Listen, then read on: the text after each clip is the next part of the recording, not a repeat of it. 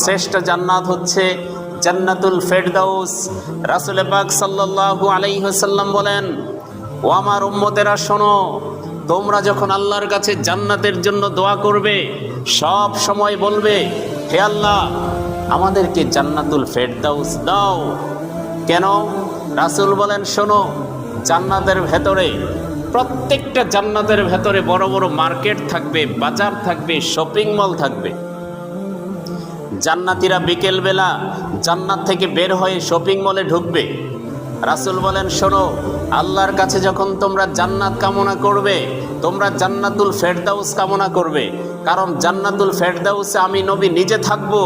যারা জান্নাতুল ফেরদাউসে থাকতে পারবে, প্রতিদিন বিকেলবেলা আমি নবীর সাথে তাদের সাক্ষাৎ হয়ে যাবে। তাহলে শ্রেষ্ঠ উম্মত যারা, শ্রেষ্ঠ জান্নাত পাবে তারা।